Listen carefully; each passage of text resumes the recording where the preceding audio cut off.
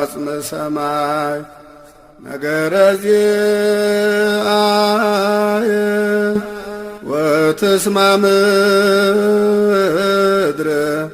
ቃላ ማርያም ይእቲ ትውክልትየ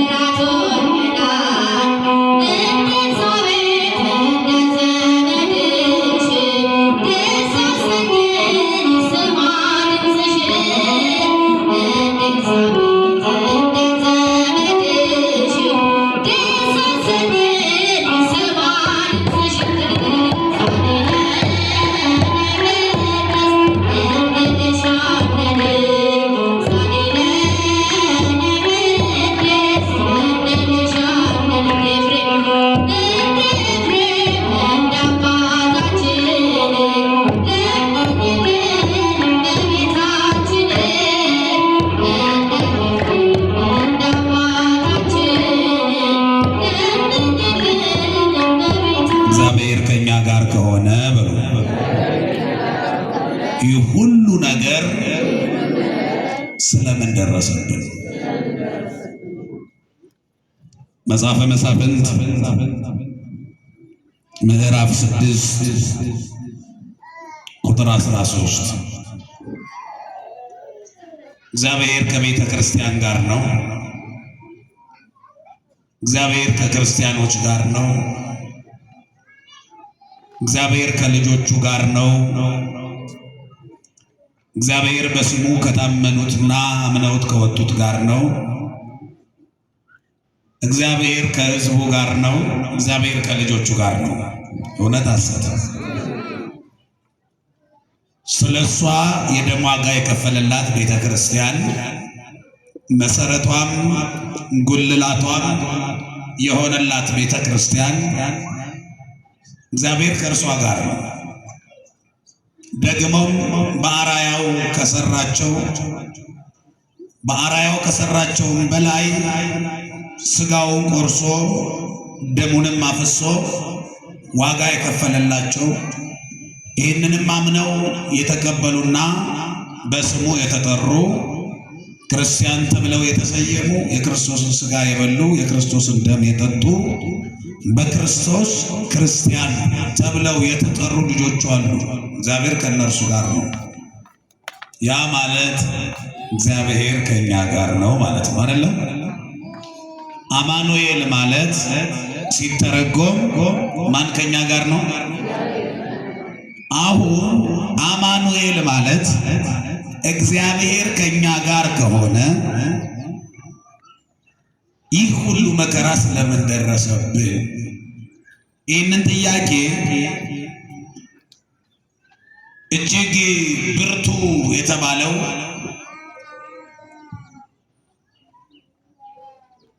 ብዙ ፈተናዎችን ያሳለፈ በብዙ ውጣ ውረድ ውስጥም ያለፈ እግዚአብሔር ያበረታው ጌዴዎን የተባለ ሰው ነው የተናገረው።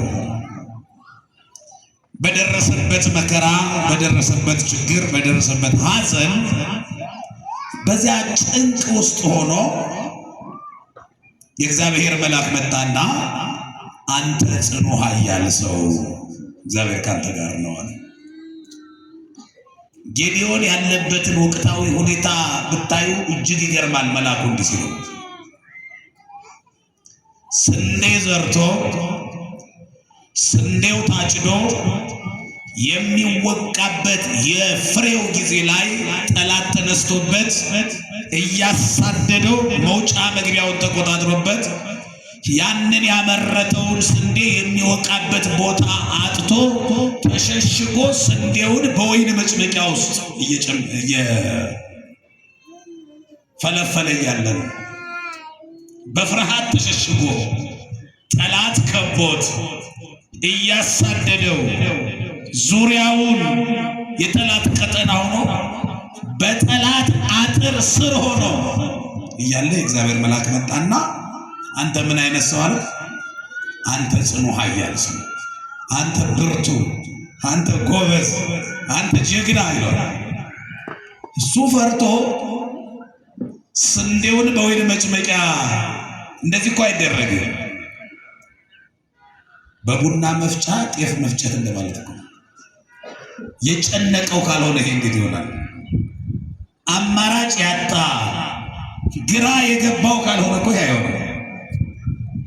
ይህን በሚያደርግበት ወቅት አንተ ጽኑ ኃያል ሰው አለና ቀጣዩ ደግሞ ይባስ ብሎ እግዚአብሔር ከማን ጋር ነው?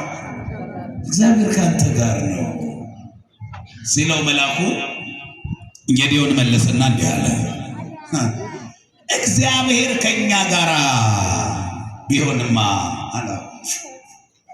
አንዳንድ ጊዜ ሁላችሁ ክርስቲያኖች እግዚአብሔርን የምንረዳበት መንገድ በጣም የተሳሳተ ነው። እግዚአብሔርን ማምለክ ማለት አለመፈተን ይመስለናል። እግዚአብሔርን የሚያመልክ ሰው ከፈተና ነፃ ለመሆን አይደለም የሚያመልከው። እንዲያውም ክርስቲያን እኔን ስላመለካችሁ ብቻ ፈተናችሁ ይበዛል ተብሎ ነው የተነገረው። ስለማተባችሁ፣ ስለነጠላችሁ ብዙ ሽሙጥ፣ ብዙ አሽሙር ታስተናግዳላችሁ። በዚህ ብቻ ተብሏል። ስለ ስሜ በአሕዛብ ዘንድ ሁሉ የተጠላችሁ ትሆናላችሁ። ስለ ስሜ ክርስቲያን በሚለው ስም ማለት የሱ ስሙ ክርስቶስ ነው። በዚህ ስም ብቻ ትጠላላችሁ። ምንም ሳታደርጓቸው፣ ምንም ሳትገፏቸው፣ ሳትደርሱባቸው ይጠሏቸዋል። በምን ምክንያት? ስለ ስሙ ብቻ። ስለዚህ የጌዴዎን አረዳድ እግዚአብሔር ከእርሱ ጋር የሆነለት ሰው አይፈተንም። እግዚአብሔር ከእርሱ ጋር የሆነለት ሰው አልጋ ባልጋ ነው መንገዱ ብሎ እንዳላሊበላ የእናቶች ዝማሬ ሁሉ ነገር አልጋ ባልጋ እንዲሆንለት ነው የሚፈልገው። እንደሱ አይደለም ክርስትና። እንደሱ አይደለም ክርስትና። ክርስትና ማለት እድል እንዲወጣልን፣ አሜሪካ እንድንሄድ፣ ሎተሪ እንዲደርሰን፣ ህይወታችን የተደላደለ እንዲሆን እሱ አይደለም ያመለክ ነው። እግዚአብሔርን ሊፈታ የሚችለው ችግር ይሄ አይደለም። ከዚህ ያለፈ የሰማይ አጀንዳ ነው ያለው እግዚአብሔርን ስናመልክ። ስለዚህ ጌዴዎን በነበረበት ወቅት እስራኤላውያን ለምድያማውያን ተላልፈው በተሰጡበት በዚያ ዘመን ተማርከው ጠላት በርትቶባቸው በነበረበት ሰዓት መልአኩ መጥቶ ዛሬ የሆነውን አይደለም ነገም የሆነውን አይቶለት እግዚአብሔር ጌታ መልአክ መጣና አንተ ጽኑ ኃያል ሰው እግዚአብሔር ካንተ ጋር ነው። እግዚአብሔር ከማን ጋር ነው? ያ እግዚአብሔር ከሁላችን ጋር ይሁን፣ ካንተ ጋር ነው ሲለው እምነቱ ስለተሸረሸረ ስለከበደው የመከራው ብዛት አንዳንድ ጊዜ እንድንጠራጠር እንድንፈተን ያደርገናል። በእውነት እግዚአብሔር ቢኖርማ ወደ ማለት እንድንመጣ ያደርገናል። እግዚአብሔር ቢኖር ኑሮ እንዴት የሁሉ ግብ ሲፈጸም እንላለን። እግዚአብሔር ባይኖር ኑሮስ ይሄ ጨለማ እና የአብርሃን ይፈራረቅ ነበር ወይ? እግዚአብሔር ባይኖርማ ገጣሚው ነው አታስታውሱ? እንዲህ አይነት ጭንቅ ያለ ነገር ሲገጥመው ልጅ አባቱን በቢላዋ አርዶ ሲገለው የለህም እንዳልል ይመሻል ይነጋል፣ አለህም እንዳልል እንዲህ ይደረጋል። እየሰማችሁ ነው? እየሰማችሁ ነው? አለህም እንዳልል እንዲህ ይደረጋል፣ የለህም እንዳልል ይመሻል ይነጋል። ግራ የገባው ገጣሚ እንዴት ልጅ አባቱን እንደዚህ ያደርጋል ብሎ ገጠመ። አዎ እስቲ እግዚአብሔርማ በሉ አለ። በእርግጠኝነቱ ናችሁ በሉት። ግዴላችሁም ድገሙት። እግዚአብሔርማ አለ። እግዚአብሔርማ ትክክል ነው። ሁልጊዜ ትክክል እኮ ነው። ሁልጊዜ በምንም ውስጥ እግዚአብሔር ትክክል ነው። በምንም ውስጥ እግዚአብሔር ልክ ነው። አሁን ያ ልክነቱ ለኛ ነው የማይታየን። ይኸውላችሁ እኛ ምንም እንኳን ለልጆቻችን ወላጅ ብንሆንም ለልጅ ልጆቻችን ደግሞ አያት ብንሆንም ለእግዚአብሔር ሁላችን ምንድነን? ለእግዚአብሔር ሁላችን ምንድነን? ልጅ ነን። ልጅ እስከሆነ ድረስ ደግሞ የልጅ አይን አጥርቶ አያየው። የልጅ አይን አጥርቶ አያየው። የሚያብረቀርቅ ሁሉ ወርቅ ይመስለዋል፣ ትክክል ይመስለዋል። ልጅ ደግሞ ሁል ጊዜ እውነትን ከሐሰት የሚለይበት አቅም የለውም።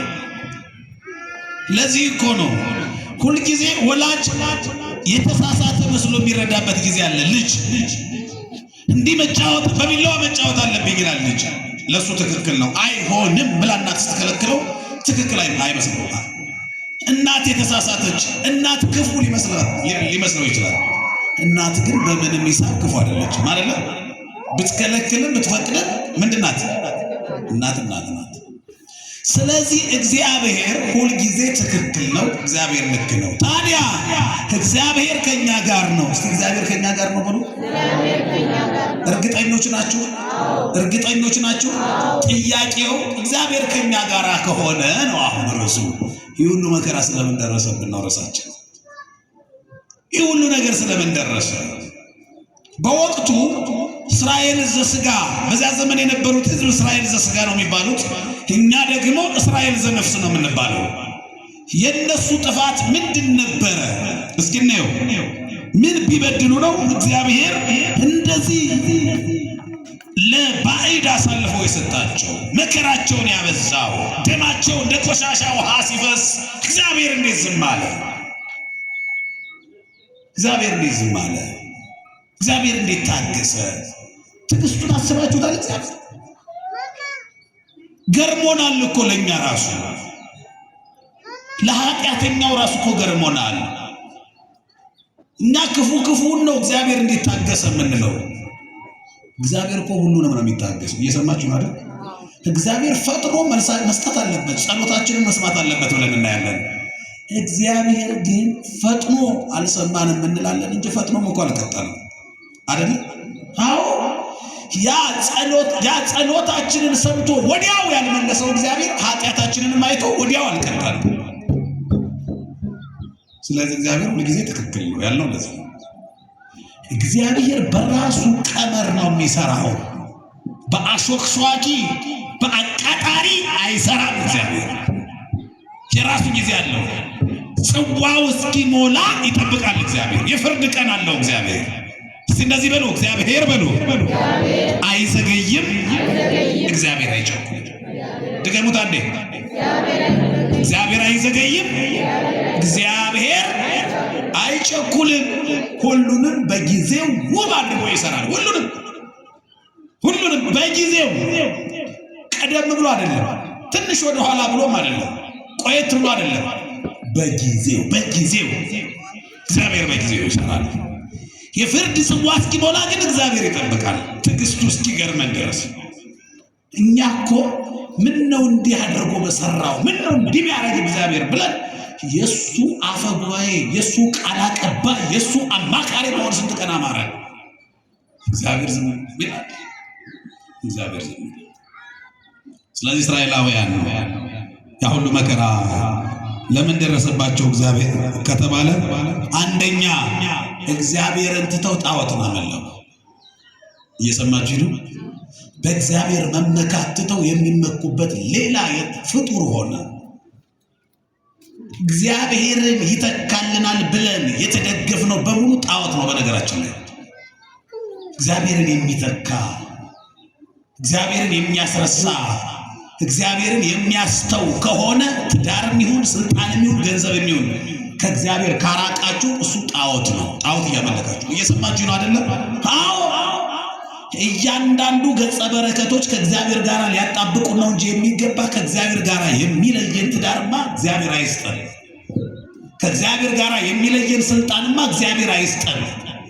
ከእግዚአብሔር ጋር የሚለየን ገንዘብማ እግዚአብሔር አይስጠን። ብዙዎች እኮ እግዚአብሔርን አጥተው ገንዘብ አግኝተዋል። ብዙዎቹ እግዚአብሔርን አጥተው እምነታቸውን እንኳን ቀይረው እኮ ትዳር አግኝተዋል። እንዲህ አይነቱ ትዳር ከሚመጣ ጥንቅር ብሎ ቢቀር ይሻላል። ስለዚህ እስራኤል እግዚአብሔር መንበርከክ ሲገባቸው በዝናብ አብቅለው በፀሐይ አብስለው የሚመግባቸውን ጌታ ትተው ለጣዖት ተንበረከኩ። በዚህ እግዚአብሔር ቀጣቸው፣ ለጠላት አሳልፎ ሰጣቸው። አቅማቸውን እንዲያውቁ እግዚአብሔር ፈተና ሲያመጣ አንዱ ምክንያታችን አቅማችንን እንድናውቅ ለማድረግ ነው።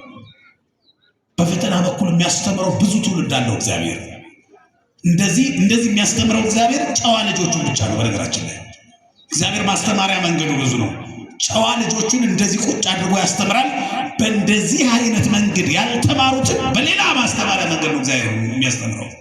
አንዳንዶቹን በህመም አስተምሯቸዋል፣ በአደጋ አስተምሯቸዋል፣ በስደት አስተምሯቸዋል።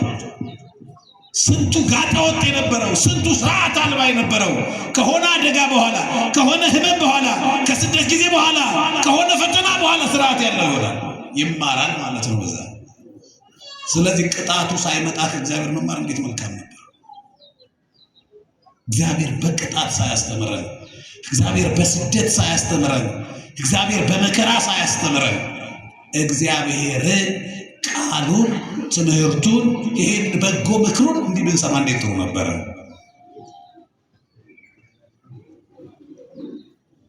ስለዚህ እግዚአብሔር ልጆች ሁላችንም እግዚአብሔርን ትተናል እንድንሰበሰብ ነው። ታስታውሳላችሁ ተሰበከ እግዚአብሔር ሌላ መንገድ ሲያጣ በመምህራን ካስተማረው በላይ በኮሮና እኮ ንስሐ ያስገባው ስንቱ ሰው ሰባኪውን የንስሐ አባቱን አልሰማም ነበር።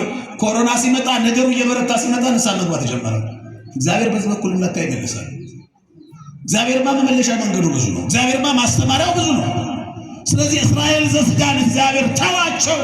ለምን ተወን? እግዚአብሔር ከኛ ጋር ከሆነ ይህ ሁሉ መከራ ስለምን ደረሰብን ሲሉ መልሱ ትታችሁኛል፣ ለባዕድ አምልኮ ለጣዖት ሰግዳችኋል፣ እኔን ገሸሽ አድርጋችኋል፣ ድምፄን ከመስማት ወደ እኔ ከመቅረብ ቸል ብላችኋል።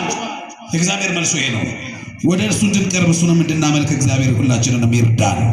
ሁለተኛው ምክንያቱ ከባዕዳን ወይም ደግሞ በእምነት ከማይመስሏቸው ሰዎች ጋር ተጋብተዋል። እነዚህ እስራኤላውያንን እግዚአብሔር አሳልፎ ሰጣቸው። በእምነት መጽሐፍ እንዲህ ይላል፣ በሃይማኖት ከማይመስሉ ሰዎች ጋር ጋብቻ መፈጸም የሰይጣን አማች መሆን ነው። እየሰማችሁ ነው አይደል? በሃይማኖት የማይመስሉ ሰዎች ጋር ጋብቻ መፈጸም የሰይጣን አማች መሆን ነው። ለምን? ያ ሰው አባቴ ብሎ የሚጠራው ማንን ነው? ሰይጣን ነው። የሚያመልከው እሱን ነው። እስቲ እግዚአብሔር ያሳያችሁ። አሁን እንደዚህ አይነት ህይወት ውስጥ ጾም ሲፈታ መቼ ነው ሲጀምር? ጾም የሚገባበት ቀን የለም። የዚህኛው ሲፈታ የዚህኛው ይገባል። እየሰማችሁ ነው አይደል? አንድ ቀን የሚበሉበት ተመሳሳይ ጊዜም የለም። ደግሞስ ማዕድ ተውት፣ ጾም አይፈታም አይጾምም። ግን ደግሞ ቢገባስ አንድ ላይ ማዕድ በምን ስም ነው የሚጸለዩስ? አስባችሁታል? ያ ህይወት እንዲህ ዝብርቅርቅርቅ ያለ እንዲህ አይነት ህይወት አለ። በጣም የሚገርማችሁ አንቺ በሃይማኖትሽ እኔም በሃይማኖት ዋናው ፍቅር ነው። ምን ፍቅር አለ? እንደዚህ አይነት ፍቅር አለ? እንዲህ አይነት ፍቅር አለ? እንዲህ አይነት ፍቅር እግዚአብሔር ያውቃል? እንደዚህ አይነት ፍቅር ነው እንዴ እግዚአብሔር ተፋቀሩ ሲል? እንዲህ አይነት ህይወት አለ? እንዲህ አይነት ትዳር እንዲመሰረት ነው እግዚአብሔር በገነት ሲመሰረተው የመጀመሪያው ትዳር የአዳምና ሔዋን ትዳር እንዲህ አይነት ትዳር ነው ወይ? አያችሁ? ስለዚህ በዚህ ህይወት ውስጥ እንድንኖር እግዚአብሔር አይፈልግም። ወደማንወጣው አዘቅት ውስጥ እየገባን ነው። ከእግዚአብሔር ወደ ጋኔን ወደ ሰይጣን እየሄድን ነው። በዚህ መንገድ እግዚአብሔር ያዝናል። እየሰማችሁ ነው አይደለም? አዎ። ሌላው መከራ ከመጣ ወደ ንስሐ እንድንመለስ ነው። ቅድም እንዳልኳችሁ እግዚአብሔር ፈተናዎችን ያመጣል። እግዚአብሔር ፈተናዎችን እያንዳንዳችን የፈተና ምንጮች ይለያያል። ከራሳችን ከስጋ ፍላጎታችን የተነሳ የምንፈተነው ፈተና አለ። እኛ ራሳችን በነገራችን ላይ ተፈታኝ ብቻዎች እኮ አይደለም፣ ፈተናዎች ነን እኛ ራሳችን። አንዳችን ፈተና ነው። ፈተና የኛ ሰውነት ራሱ የፈተና ምንጭ ነው። ስግብግብነት፣ ሐሜት፣ ምን የሚባለው ነገር ከኛ ነው የሚመነጨው። ይሄ ስጋዊ ፍላጎታችን ራሱ ፈተና ነው። ስለዚህ እኛ ተፈታኝ ብቻ አይደለንም፣ ፈተናም ነን። እስቲ በሉ ምንድነን? ስንቱን ፈተና ሆንበት። ስንቱን ለስንቱ ፈተና ሆነ። ስለዚህ በዚህ ህይወት ውስጥ ስንኖር እግዚአብሔር ከዚህ ህይወት ወጥተን ወደ ተቀደሰው ዓላማ ወደ በረከቱ መንገድ እንድንመለስ እግዚአብሔር መመለሻ መንገዱ ነው ፈተና። ወደ እርሱ እንድንመለስ ነው።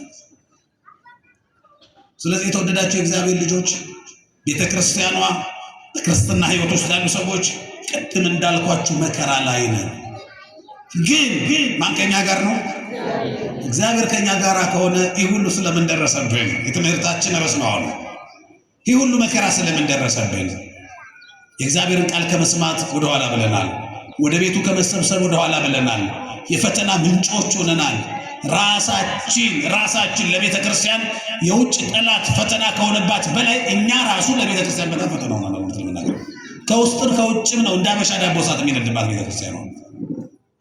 በጣም ነው የሚገርመው። በእንደዚህ ማዕበል ውስጥ እንዲሆና መኖሯ ራሱ ይገርመኛል። የሚጠብቃት ሙሽራዋ ክርስቶስ ስለማይተኛ ነው። ክብር ምስጋና ለቤተ ክርስቲያን አምላክ ይሁን። አመስግኑት ይህንን ድንቅ አምላክ።